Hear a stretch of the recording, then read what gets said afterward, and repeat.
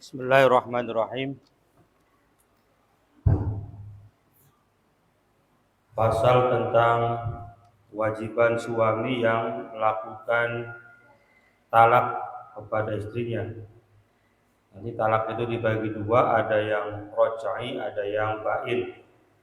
Kalau rojai itu talak 1 dan talak 2. Kalau talak 3 disebut dengan talak bain. Talak 1 dan talak 2, ketika seorang suami mentalak istrinya dengan talak 1 atau talak 2, maka tetap dia punya kewajiban untuk memberikan as-sukna yang pertama. Wajib diberikan tempat tinggal atau rumah. Jadi bahkan mesti pegat ya, tetap rabina kuduana umai. Talak rojai ya. Yang kemudian yang kedua, wajib juga bagi suami tadi memberikan nafkah. Maksudnya nafkah lahir ya. Misalnya 1 bulan 2 juta atau 1 juta, maka dia wajib memberikan nafkah tersebut kepada istri yang talak tadi. Walaupun posisi perempuan tadi sedang iddah, namanya wal mu'taddah. Adapun bagi laki-laki yang mentalak istrinya dengan talak bain 1, 2, dan 3, maka wajib bagi suami menyediakan asukna saja, rumah saja. Misalnya terjadi perceraian sampai 3 kali talak, maka yang keluar dari rumah itu suami, mertua, karena mungkin rumahnya kanggo tadi nih asukna. Dia berat ya. Bukan nafkah, kecuali istri yang ditalak bain tersebut sedang mengandung, dipegat tapi lagi metang, walaupun pegatnya kan haram kan orang ya. Menceraikan istri yang sedang hamil itu haram hukumnya. Tapi maksudnya asuknanya wajib, tempat tinggalnya wajib, nafkah wajib. Karena kenapa nafkah wajib? Karena membawa orang lain, anak-anak bayi nih jeron. Jadi wajib nyiapakan susune dan sebagainya lah ya. Ini kewajiban-kewajiban yang wajib tetap dibebankan kepada seorang suami yang mentalak istrinya, baik rojai maupun bain. Kalau rojai kan tinggal harapan balak maningnya gampang, tinggal rujuk baik. 1, 2 tinggal rujuk beres rojak putih. Beres. Tapi kalau talak bain yang nggak bisa, boleh rujuk, tapi nanti istrinya tadi selesai iddahnya, kemudian nikah dengan suami yang baru, cerai, kemudian iddah dari suami yang baru, kemudian baru nikah dengan suami yang pertama. Jadi panjang prosesnya. Kalau rojai mah boleh langsung baleni gak apa-apa. Orang usaha nama halil mani. Jadi nama lainnya sebutannya suami yang menikahi istri yang ditalak bain itu namanya muhalil. Kemudian kalau menikah dengan istri suami yang pertama itu nanti dibolehkan, namanya talak bain ya, dibolehkan. Tapi begitu panjang prosesnya, orang sembarangan. Kenapa belabur baik. Kemudian catatan bagi seorang istri. Seorang istri yang ditinggal mati oleh suaminya wajib melakukan ihdad. Ihdad siapa? Ihdad itu menahan diri dari berhias. Wajib juga memakai wangi-wangi. Jadi begitu lakinya mati, maka seorang istri tadi tidak boleh lakinya mati di nasional, selasa wis dandan wis ngepret. Pamane wis gawe statusnya mah ya bener ilahi. Cuma ngupload iki seronok. Ngajak uang pengen ngajak kawin malah. Mancing-mancing lah ya. Tapi dura bener innalillahi telah meninggal suami saya. Tapi jerone ki dipetak. Insyaallah melakukan di kan. Kan dengan kabur. Bukan dijaga ya guys. Tahan. Jangan dulu berhias, jangan dulu memakai wangi-wangi. Pirang bulan kana? Pirang bulan? Pirang bulan? Ih. Siji. Pirang bulan? Sebulan. 4 bulan terus 4 bulan 10 hari apa 3 bulan 10 hari? Maka 4 bulan 10 hari apa? Maka 3 bulan 10 hari apa? Nah, loro kana tuh deka. Oh, udah. Bakal hamil sampai melahirkan. Si 3 bulan 10 dina apa? Si 4 bulan 10 dina apa? Umat merdeka. Kira 14 10 hari. Bakal hamba sahaya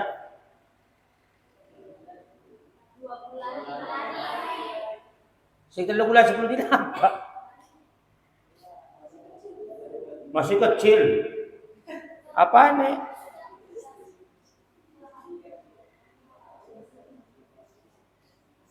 Loh. Iben.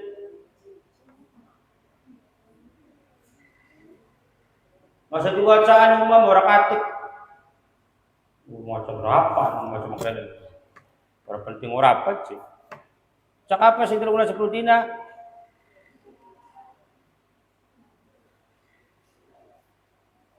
Hah?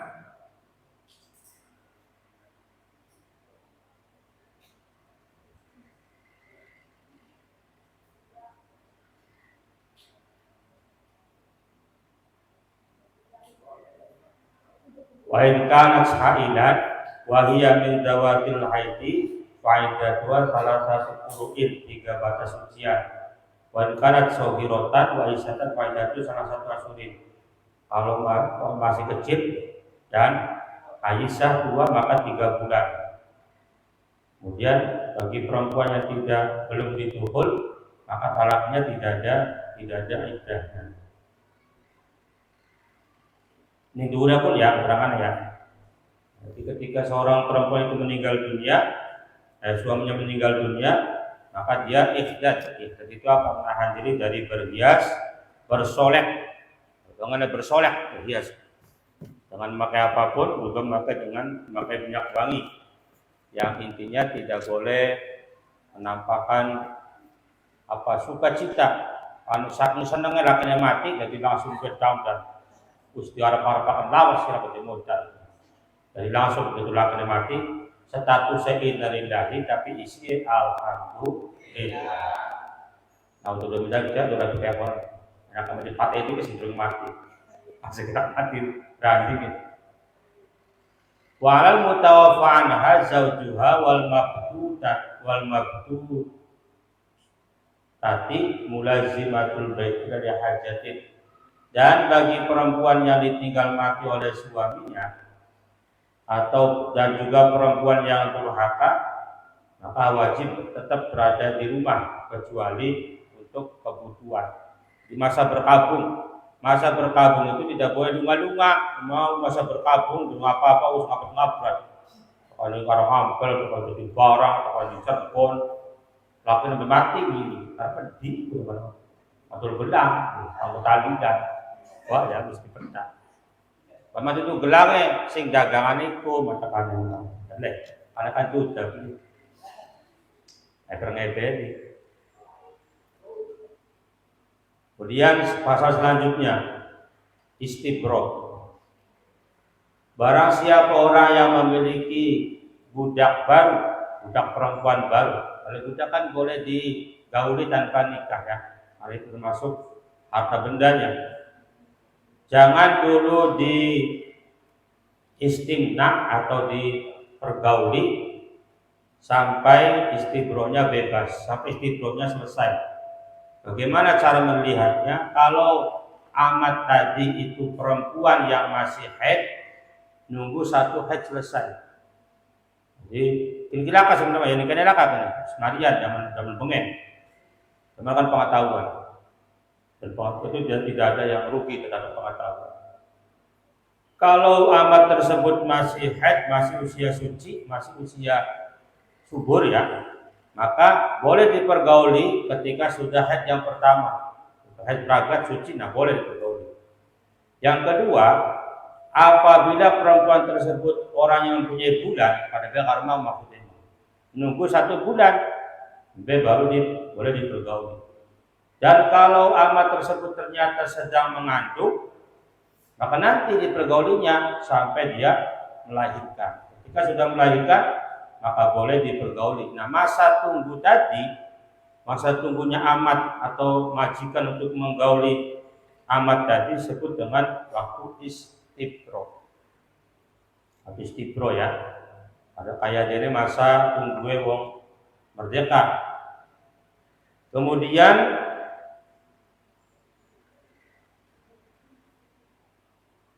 wa idza mata sayyidu ummil walad istabro'at nafsuha al amati. Ada bahasa ummil walad. Ummil walad itu siapa? Ummil walad itu hamba yang mempunyai anak dari majikan. Jadi anak wadon dari budak. Kemudian dipergauli oleh majikannya. Dan dia mengandung. Anaknya ke budak maning ora. Yang karena wadone budak sebibite, nah anaknya budak maning. Nah, namanya budak tadi yang apa? Ibunya budak yang ibunya tadi namanya umil walad. Kapan dia merdeka? Maka majikane mati, maka umil walad tadi merdeka. Selesai. Maka us merdeka priben ya kayak masyarakat biasa. Dia tidak boleh dijual.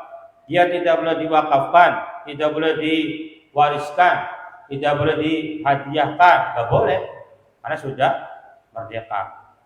Kapan dia merdeka nih budak wadon sing jadi istri simpanan ya, jadi istri apa syaratnya pun? Dayang-dayang ya, dayang-dayang majikan ini, nani budak ini namanya budak umil walad. Bab ini nggak ada di Indonesia. Syukurlah kita tidak ada penjajahan, akhirnya tidak ada perbudakan.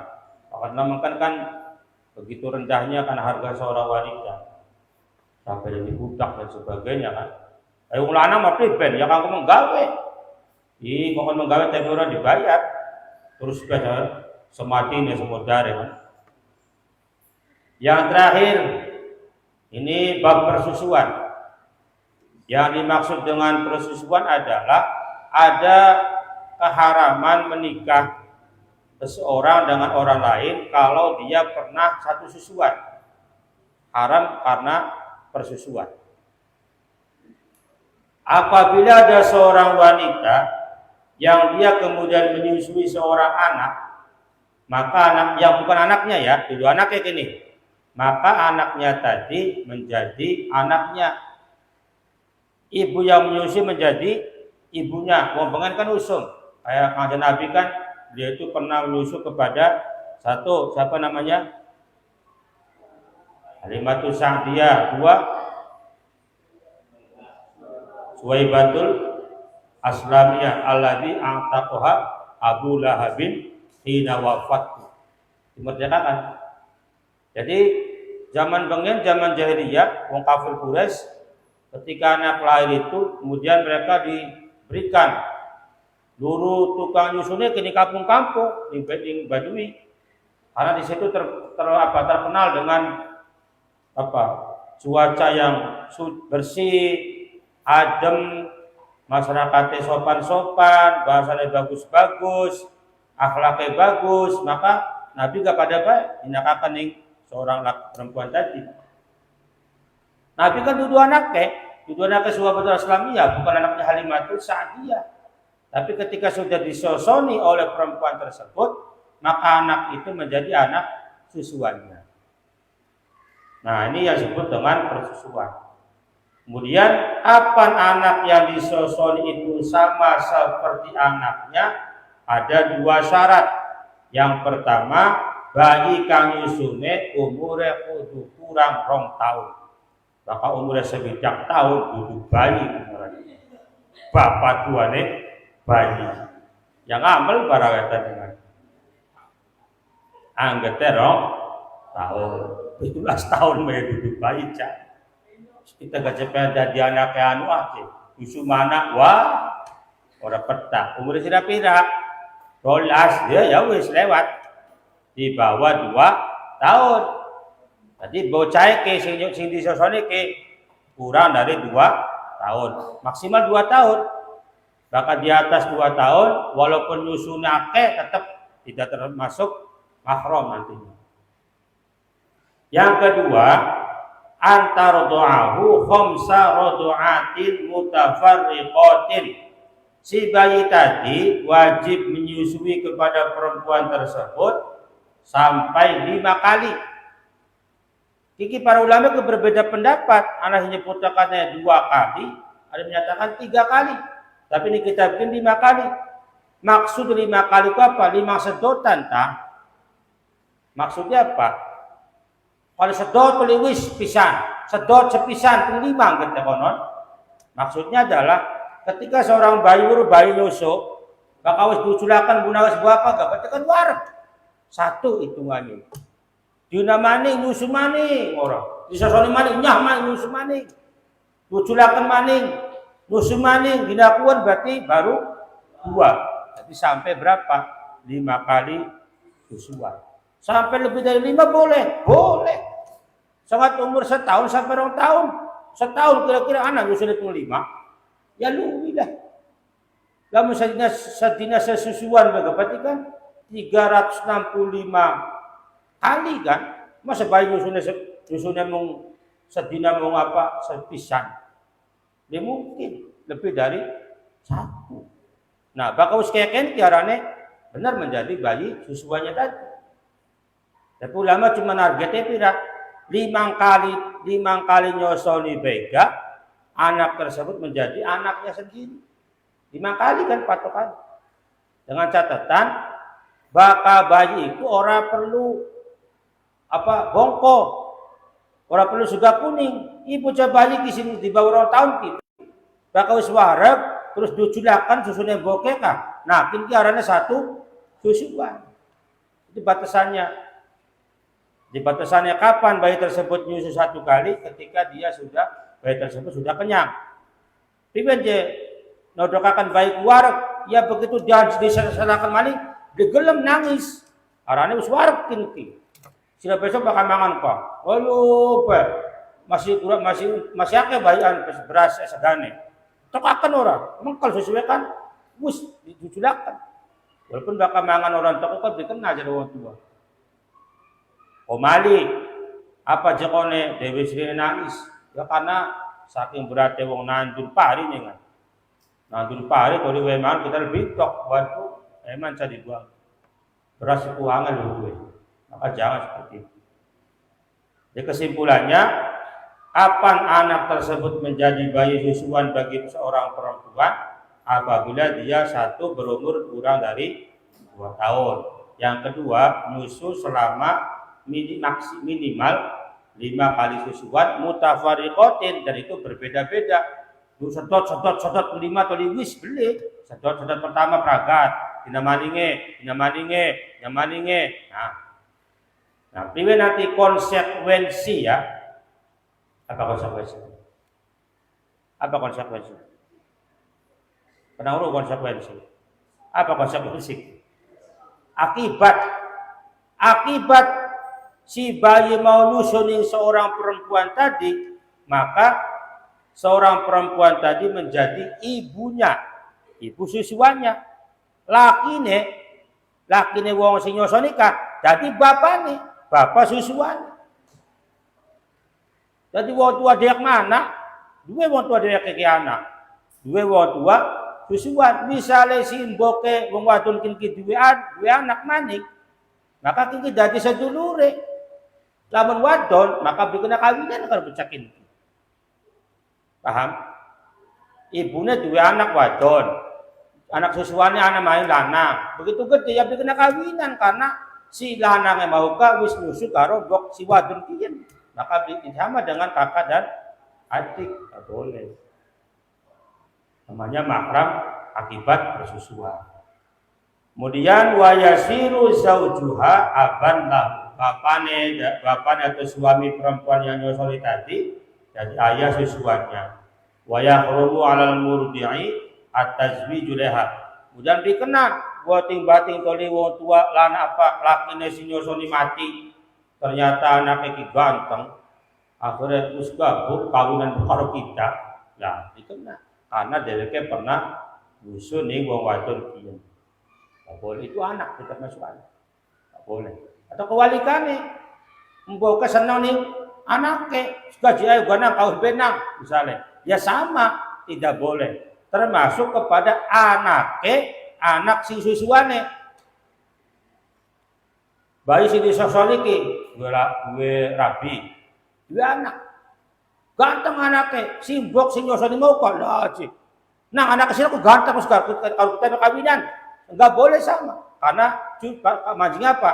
Putu. Singoli pribadi singoli. Termasuk nasab-nasab yang lain. Perempuan tadi yang punya nasab maka semuanya juga diharamkan. Wa duna man kana fi darajatihi au a'la tabaqatan atau tabaqatin min. Semua yang berhubungan nasab dengan perempuan tadi dan dengan anak tadi dihukumi tidak boleh dinikahi. Itu namanya haram akibat persusuan. Masih anak di Indonesia mungkin. Ya bokat ya apa rane anak angkat ya. Anak musibah, oleh gempa atau bencana pesora, dalam bayi. Cuma bakal Indonesia kan kudu diproses. Ya sembarangan, ikut bayi misalnya di rumah sakit ya tetap diproses. Itu cara supaya ngalih dari anak ya kan. Ya aku mah jelas kurkuwis. Nah nanti ini disebut dengan haram akibat persusuan. Jadi jangan sampai kurang dipahami. Ini ternyata zaman pengen wis ana model kayak kenen saking pentingnya berbagi ya sampai tekaning persusuan bega sampai anak hukumnya dan anak ada aturan-aturan yang ditetapkan dalam Islam. Kayak ini kita sudah membahas 3 hal malam ini. Yang pertama tadi tentang kewajiban suami yang mentalak istrinya, atau mentalak rojai. Yang kedua tentang istibro bagi seorang amat, dan yang ketiga tentang hukum persusuan.